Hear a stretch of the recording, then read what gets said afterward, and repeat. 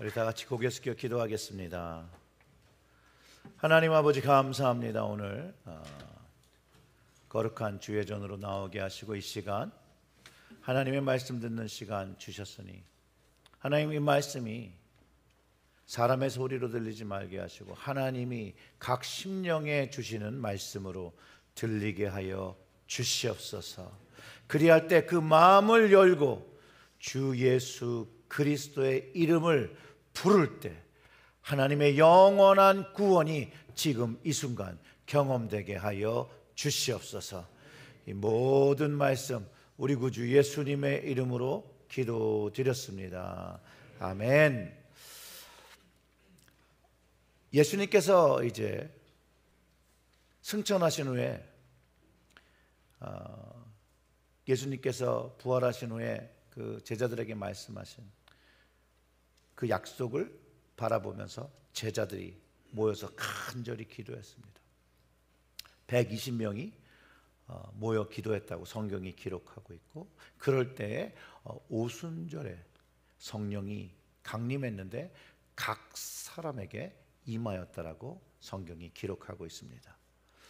성경에서 이 놀라운 사건을 급하고 강한 바람과 같은 소리와 함께 불의 혀가 갈라지는 모양으로 각 사람에게 임했다라고 하고, 그리고 그 제자들은 성령 충만을 받으며 다른 언어, 방언으로 막 말하기 시작했다는 거예요.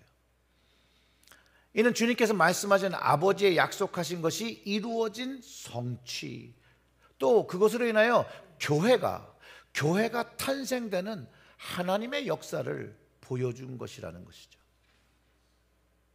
근데 이 기이한 소리와 이 성령 충만한 이 현상에 놀란 예루살렘에 있던 수많은 군중, 특히 각국에서 온 유대인들이 모여들었고, 그들이 제자들이 자신이 온 그 땅에서의 모국어들을 하는 것을 듣습니다.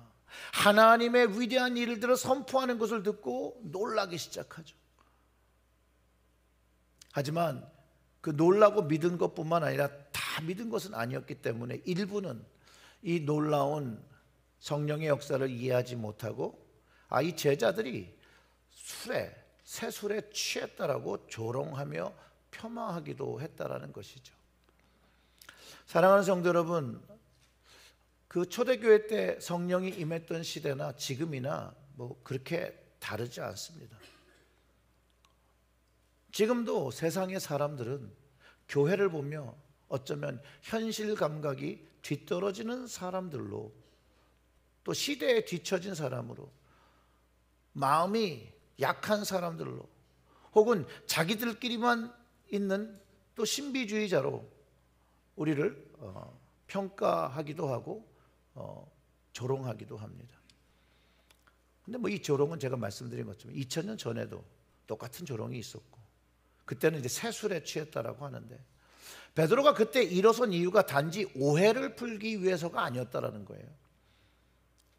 베드로는요, 이 조롱 뒤에, 이 조롱을 뛰어넘어서 숨겨진 놀라운 진실을 선포하기 위해서 소리를 높인 것이죠.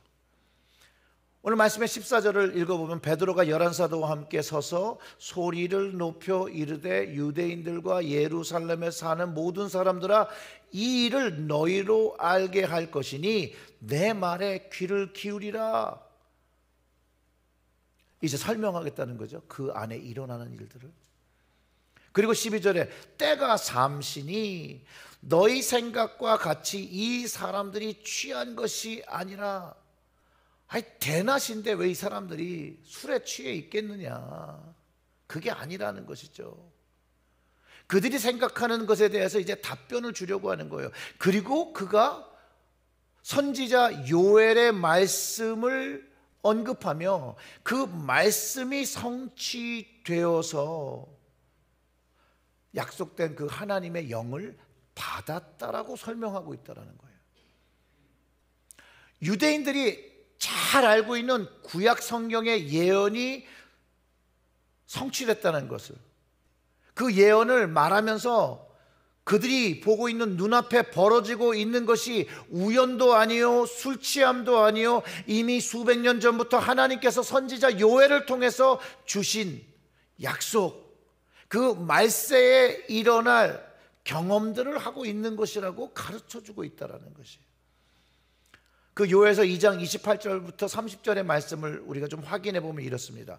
그 후에 내가 내 영을 만민에게 부어주리니 너희 자녀들이 장래일을 말할 것이며 너희 늙은이든 꿈을 꾸며 너희 젊은이는 이상을 볼 것이며 그때에 내가 또 내 영을 남종과 여종에게 부어줄 것이며 내가 이적을 하늘과 땅에 베푸리니 곧 피와 불과 연기 기둥이라. 아멘. 이 말씀은요 선지자 요엘이 통해서 예언된 말씀이에요. 이 요엘 선지자에게 새로운 시대, 모든 사람에게 성령이 부어질 것과 그리고 그 이후에 심판과 구원의 날이 올 것을 분명하게 예언하고 있는 구절이라는 것이에요. 그것을 베드로가 이제 인용해서 그 다락방에서 일어난 일을 설명해 주고 있다는 거예요. 설명해 주고 있다는 거예요. 구약시대에는요 하나님의 영은요 극소수 사람, 즉 왕이나 제사장, 선지자들에게만 허락된 것이었어요. 그런데 요엘 선지자가 외친 거예요. 말세에 하나님께서 하나님의 영을 만민에게 부어주신다는 거예요. 이 약속은 신분과 지위, 나이의 장벽을 무너뜨린다는 선포였다니까요. 오순절 날에 베드로가 확인시켜주고 있는 것은 이제 하나님의 영이 그 누구에게도 심지어는 내 남종과 여종에게까지도 부어지는 새로운 시대가 시작되었다라고 선포하고 있다는 거예요. 그리고 이 성령은 오늘날 우리에게도 저와 여러분에게도 주시는 성령이라는 것이죠. 물론 지난번에도 말씀드렸지만 여기서 모든 사람이라, 성경에서 모든 사람이라고 하면 아무나를 뜻하는 불특정 다수가 아니에요. 그 오순절날 임했던 그 불의 혀, 그 임재, 그것은 주님의 부활을 경험하고 그 신뢰를 약속하며 위로부터 오는 능력을 간절히 기다리며 사모하며 기도했던 사람들에게 주어졌던 은혜였다는 것을 우리는 꼭 알아야 돼요. 요엘서 안에서도 동일합니다. 그 성령의 부어짐은 요엘서 전체 문맥에서 일어나는 축복으로 그 앞에 하나님께서 요구하시는 관계적 조건이 명확히 제시되고 있다는 거예요. 물론 인간적인 외적 사회적 조건은 없었지만요 두 가지 내적인 조건이 충족되었어야 된다는 거예요. 첫째로는 회개예요. 돌이킴. 겉의 모습으로가 아닌 진심으로 하나님 앞에 죄를 뉘우치고 하나님을 향하여 방향을 바꾸어 내가 살고 있던 삶의 방향에서 하나님을 향한 삶으로 바꾸어 순종되는 행위가 선행되어야 한다는 것이죠. 두 번째로는 여호와의 이름을 부르는 자라고 가르쳐주고 있어요. 신약으로 와서 오순절에는 주님의 그리스도의 이름을 부르는 것, 예수님을 구주로 믿고 의지하는 마음으로 가질 때 부어지고 경험되는 것이 성령이라고, 성령의 충만이라고 가르쳐주고 있는 거죠. 그러면서 그것이 베드로는 이루어졌다라고, 내 남종들과 여종들에게 부어주신 것이라고 하는 것이에요. 그런데 여기서도 베드로도 또 요에서도 말세라는 시기를, 그 때를 가르쳐주고 있는데요, 이 시점에 대해서 좀 이해를 해야 됩니다. 17절의 말씀을 보면 이렇게 기록하고 있죠. 하나님이 말씀하시기를 말세에 내가 내 영을 모든 육체에 부어주리니 너희의 자녀들은 예언할 것이요 너희의 젊은이들은 환상을 보고 너희의 늙은이들은 꿈을 꾸리라. 이 말세에 부어지는 성령으로 하나님의 말씀을 받는 거죠. 예언하고 환상도 보고 꿈도 꿀 것이라고 베드로가 요엘 선지자의 말씀을 전하고 있는 것이죠. 그런데 여기서 말하는 말세는 마지막 때, 마지막 시간, 이 시간은 어느 시간을 얘기하냐면요, 그리스도께서 이 땅에 오신 그 초림부터 주님께서 다시 오신다라고는 재림의 시간을 다 포함하는 것을 마지막 때 이렇게 표현하는 것이에요. 그리고 그 마지막 때가 시작되었으니 성령이 모든 육체에 부어지고 있는 시대부터 이제부터는 승천하시고 주님이 다시 오실 때까지 회개하고 돌이켜 주님의 이름을 부르는 자는 구원받으며 그 약속, 그 성령을 체험할 것이라고 가르쳐주고 있다는 것이에요. 그 18절부터 20절의 말씀은 이렇게 써 있어요. 그때 내가 내 영을 내 남종과 여종들에게 부어주리니 그들이 예언할 것이요 또 내가 위로 하늘에서는 기사를 아래로는 땅에서 징조를 베풀리니 곧 피와 불과 연기로다. 주의 크고 영화로운 날이 이르기 전에 해가 변하여 어두워지고 달이 변하여 피가 되리라. 18절에는 명확하게 기록하고 있는 것은 하나님의 영이 내 남종과 여종들에게 부어졌으니 그들이 예언하고 이제 앞으로 일어날 일. 19절과 20절이 즉 주님께서 다시 오시는 그 마지막 그날, 그 심판의 날, 요엘 선지자도 예언한 그것인데 그것이 이제 이루어지게 된다라는 거예요. 이제 하나님께서 요엘 선지자에게 말씀하셨던 그 영이, 하나님의 영이 임했으니 주님의 다시 오심도 시작됐다라고 얘기하는 거죠. 분명한 건요, 베드로의 모습이 변화되었다는 거예요. 그 불의 혀, 성령의 임재를 경험한 베드로가 그리고 성령 충만해서 이제 더 이상 사람의 눈치를 보지 않아요. 예전에 사람들을, 유대인들을, 제사장들을, 권력 있는 자들을 보며 두려워 떨던, 예수님을 부인했던 그 어부의 베드로의 모습은 사라지고 담대하게 진리의 말씀, 그 말씀을 선포하는 사도의 모습이 되어 있다는 거예요. 그런데 그가 여러분 특별해서가 아니에요. 성령의 충만, 그 능력이 그에게 임함으로 인해서 그가 다른 모습을 보이고 있다는 거예요. 사랑하는 성도 여러분, 우리가 매일의 삶에서 겪는 두려움과 주저함, 또 세상의 유혹, 이 모든 것을 성령의 능력을 얻어 성령의 충만으로 이길 수 있음을 가르쳐주고 있다라는 것이에요. 주의 이름을 부르는 순간 우리 안에도 베드로가 가졌던 그 담대함으로 서게 하시고 성령의 부어짐을 통해서 우리는 진리를 말하기 시작한다는 것이에요. 그리고 베드로가 선포한 진리의 말씀이 바로 오늘 21절의 말씀이에요. 다 같이 읽어볼까요? 누구든지 주의 이름을 부르는 자는 구원을 받으리라 하였느니라. 아멘. 오늘 본문 밑으로 계속해서 설명하는 게 뭐냐면요, 이 주가 누구인지를 가르쳐줘요. 베드로는 분명하게 나사렛 예수, 당신들이 못 박여 죽였지만 다시 부활하신 그분의 이름을 부르면 구원을 받을 것이라고 말해요. 그러면서 자신이 그 주님을 보고 듣고 경험했던 것들을 나누고 있는 것이에요. 그러면서 확신에 차며 예수님의 이름을 부를 때 구원 받는다라고 선포하고 있다라는 것이에요. 맞습니다. 여러분, 주의 이름을 부르는 자는 구원을 받는 것입니다. 극악무도한 범죄자일지라도 그가 회개하고 자신의 삶을 돌이키고 구원의 주님을 부르면 그도 주님 앞에, 하나님 앞에 구원을 받는 것이죠.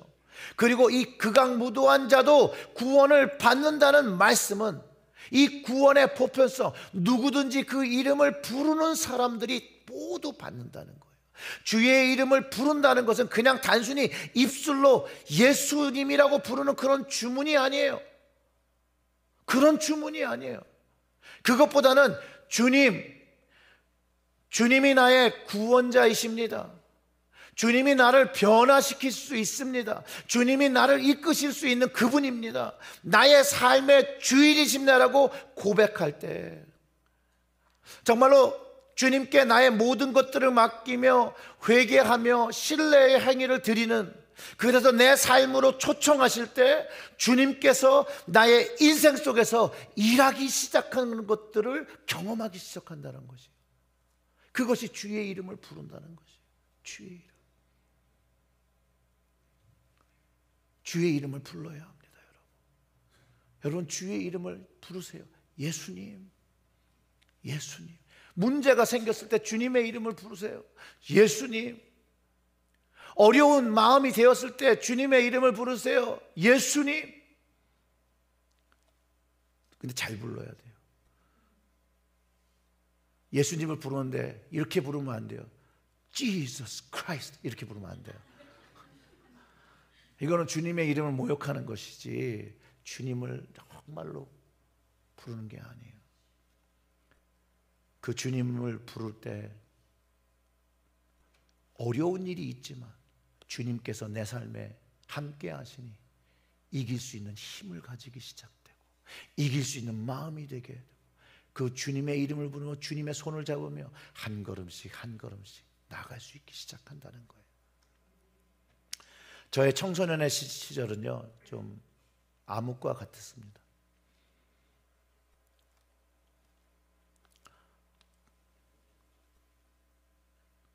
좀 힘들었어요. 물론 제가 늘 말씀드리지만 제가 잘못한 게 맞아요.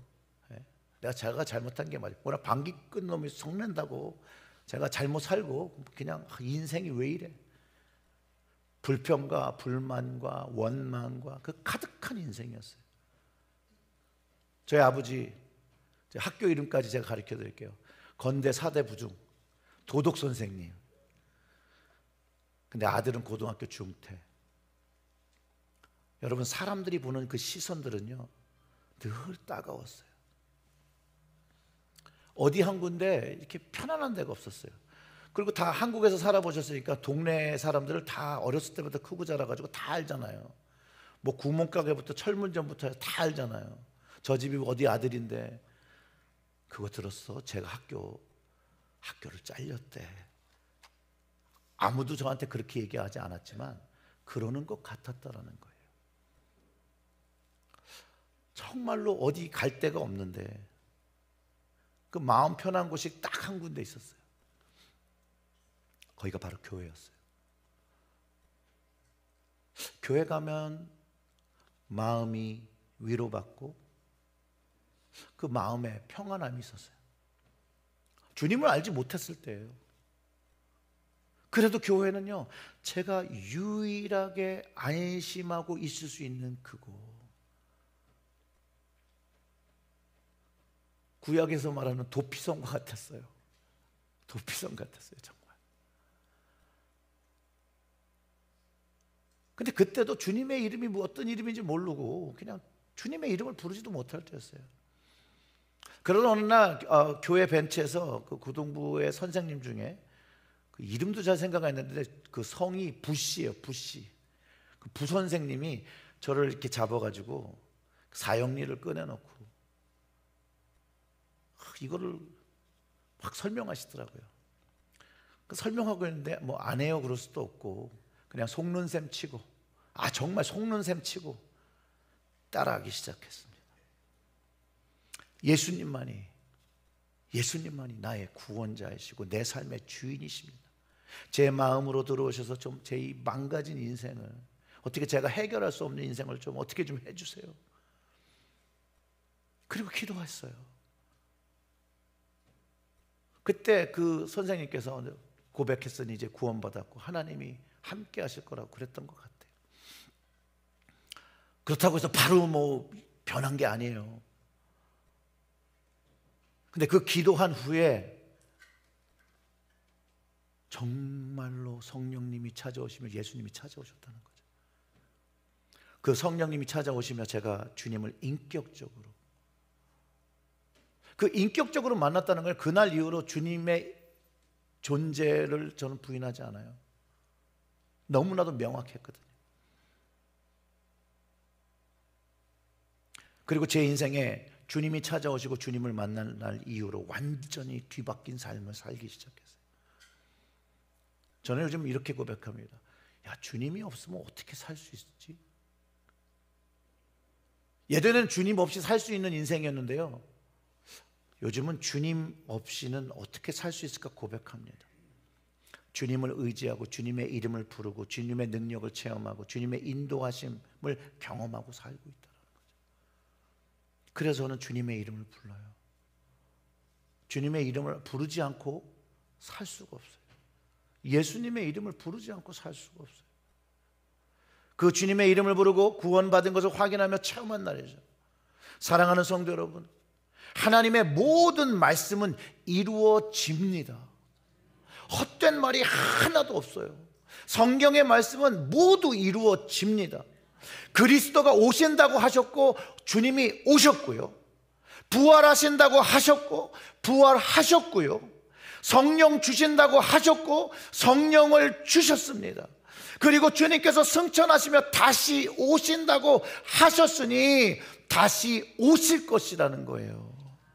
그리고 그때까지 주의 이름을 부르면 구원받는다고 하셨으니 구원을 우리의 삶 속에서 경험하며 살아가는 것이에요. 주님이 오시는 그날까지 주님의 이름을, 예수님의 이름을, 예수님의 이름을, 예수님의 이름을 부르며 나의 인생의 구원자 된 그 주님을 경험하며 살아가는 것이에요.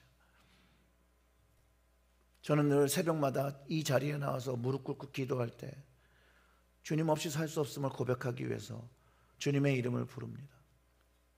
주님, 오늘도 주님을 의지합니다. 그래서 고백합니다. 주님, 저는 죄인일 수밖에 없습니다.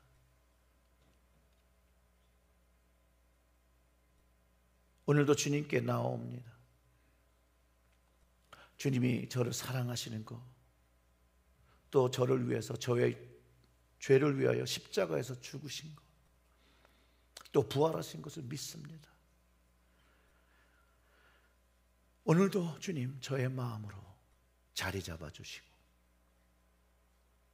오늘 하루가 주님 앞에 기쁘신 하루가 될 수 있도록 내가 주인이 되지 않고 주님이 주인 되어 주셔서 주의 길을 걸어가게 해달라. 그리고 매일 기도합니다. 근데 이렇게 기도하지 않군요, 하나님께서 주신 사명을 감당할 수가 없어요. 그리고 매일 죄인이라고 고백하니까 이 죄인 앞에 자꾸 형용사가 붙더라고요. 주님 진짜 죄인인데요, 정말 죄인인데요, 죽일 죄인인데요, 참담한 죄인인데요, 아주 형용사가 점점 붙더라고요. 근데 주님 앞에 그 모습이고 주님은 그 모습을 위해 우리를 위하여, 저를 위하여 십자가를 지셨다라는 거예요. 여러분, 우리의 이런 모습, 저의 이런 모습에도 불구하고, 그리고 우리가 마주하고 있는 모든 상황과 조건 속에서라도 주님께서 우리에게 약속의 말씀을 주셨는데 주의 이름을 부르면 주님께서 응답하시고 해결해 주시는 구원을 허락하신다라는 거예요. 구약의 시편에서는요, 그 문제가 해결된 것을 구원받았다고 표현해요. 그리고 주님께서 우리에게 말씀하시죠. 가르쳐 주시죠. 어쩔 때는 참아라, 기다려라, 화내지 마라, 웃어라, 찾아가라, 기도해줘라. 그리고 주님의 하시는 것을 보며 기다리면 주님께서 친히 역사하시는 것을 제 눈으로 보게 된다는 거예요. 주님이 하시는 일들을 보게 된다는 것이에요. 주님께서 우리 체리얼제일교회를 주님께서 가장 좋은 길로 이끌고 계심을 제가 목격하고 증인되게 하시고 계시다라는 것이에요. 오늘 우리 예수님은 오늘도 살아계셔서 우리 체리얼제일교회와 우리의 가정을 이끄시는 살아계신 하나님이라는 것이에요. 그래서 우리 모두가 여기에 오늘 나와 있는 이 모든 것들이 우연이 아니라 하나님의 섭리 안에서 오늘 주님께서 부르심으로 오늘 이 예배 자리에 있다라는 것이에요. 무엇을 가르쳐 주시기 위해서? 나의 이름을 불러라, 주의 이름을 불러라, 그럼 내가 도와주리라, 내가 구원하여 주리라. 이게 주님께서 우리에게 하시는 말씀이라는 거예요. 사랑하는 성도 여러분, 혹시 여러분의 시간이, 여러분의 삶이 고난 앞에 있습니까? 어쩌면 죄의 유혹과 죄의 그 쳇바퀴에서 벗어나지 못해서 힘들어하고 계십니까? 또한 주님을 잘 알지 못하고 세상에서 지치며 영혼의 목마름으로 갈등하고 계십니까? 아니면 앞으로 나의 미래가 어떻게 될지 몰라서 그 불확실성 때문에 어려워하고 계십니까? 그러면 오늘 한번 주님의 이름을 불러보지 않으시렵니까? 주님께서 반드시 응답하실 것이라는 거예요. 그걸 오늘 성경이 가르쳐 주는 것이에요. 그 이름을 부르는 모든 자에게 하나님의 약속인 구원과 성령의 능력이 임할 것이라는 거예요. 부르는 자에게요. 옆에 사람이 부르면 안 돼요. 내가 불러야죠. 내가 주의 이름을 부르는 것이에요. 주님은 응답하세요. 명확하게 응답하세요. 제가 미국에 처음 왔을 때죠. 신학교에서 그 게스트 하우스에서 일주일을 묵으면서 너무 막막하더라고요. 일단은 하나님께 기도하고 미국에서 공부시켜달라 해서 미국에는 왔어요. 근데 영어로 공부를 하려니 이거는 거의 불가능한 일이라고 생각했거든요. 그래서 그럴 때 이상한 기도를 드리게 되잖아요. 주님, 영어는 잘 안 되는데, 영어로 공부는 해야 되는데, 다음 주면 클래스가 시작되는데 그냥 영어가 한국말처럼 들렸으면 좋겠고, 한국말로 말하면 저 사람이 영어를 좀 알아들었으면 좋겠고, 막 그런 이상한 소리를 막 하는 거죠. 그리고 시간이 쭉 지났어요. 20년이 쭉 지났어요. 20년이 지난 다음에 다시 그 신학교에 돌아가서 그 채플에 탁 앉았어요. 근데 그 20년 전에 했던 기도가 이게 딱 생각이 나는 거예요. 그리고선 제가 하나님께 감사하기 시작했어요. 하나님께서 그때 기도한 그 모든 것들을 응답하셨구나. 제가요, 미국 교회도 한 10년 담임 목회를 했습니다. 하나님의 능력, 제 능력으로 한 건 아니에요. 그리고 20년 뒤에 그곳에 나가서 하나님께서 응답하신 것을 경험하니 제가 거기서 확신이 들더라고요. 야, 앞으로 20년도 문제 없다. 20년 동안 하나님께서 함께 하시고 응답하시는데, 그럼 내가 동일하게 그 문제와 상황에 따라 주님의 이름을 부르며 주님을 찾으며 갈 때 앞으로 20년도 문제 없겠다. 정말 문제 없이 주님께서 여전히 인도하시고 계시다라는 거예요. 주님이 일하신다니까요. 주님이 함께 하신다니까요. 그 주님의 이름을 부르기 위해서 우리는 오늘 제가 이런 제안을 하고 싶어요. 2가지 정도. 주의 이름을 부르며 구원받고 성령 받기 위한 2가지 제안은요, 죄를 고백하고 회개와 돌이키는 삶을 선택해야 돼요. 주의 이름을 부르려면, 그리고 그거에 응답받으려면 현재 있는 삶의 겉모습 가지고는 안 돼요. 진심으로 이 가슴 깊은 곳에서부터 하나님 앞에 내가 내 인생을 살아온 것을 회개하고 이제 하나님께서 이끄시는 삶을 살겠다라고 고백하는 것이라는 거예요. 그 방향을 바꾸어 순종하는 행위가 꼭 되어야 되는 거예요. 그 길에 하나님께서 역사하시는 거예요. 내가 가고자 하는 곳을 하나님께서 도우시지 않아요. 왜 그러냐는 줄 아세요? 자꾸 내 길로 가는 걸 하나님께 도우시면 하나님께서 멀리 가는 걸 우리보다 더 잘하신다는 거예요. 그래서 사랑하시는 자를 징계한다라고 하는 거예요. 사랑하시는 자에게 말씀하지 않으시고 침묵을 지키시기도 하세요. 그리고 2번째로는요, 나의 주인 되신 예수님의 이름을 항상 부르는 거예요. 항상. 정말로 앉으나 서나 불러야 돼요. 주님의 이름을 끊임없이 기억하며 그분을 나의 주인으로 고백하며 나의 구원자로 고백하며 그분이 하신 그 십자가의 능력을, 주님의 이름을 부르면서, 그리고 그 부활하신 주님의 부활의 능력을 내가 경험해야 한다는 것이에요. 사랑하는 성도 여러분, 주님의 이름을 부를 때 여러분들은 주님의 살아계심과 그분의 능력과 그분의 은혜를 경험하실 줄 저는 확신합니다. 사랑하는 성도 여러분, 주 예수 그리스도의 이름을 항상 부르며 죄사함, 용서함 받고 영원한 구원과 성령 충만한 여러분들이 되시기 주님의 이름으로 축원합니다. 아멘. 우리 다 같이 좀 찬양 드리고 기도하겠습니다.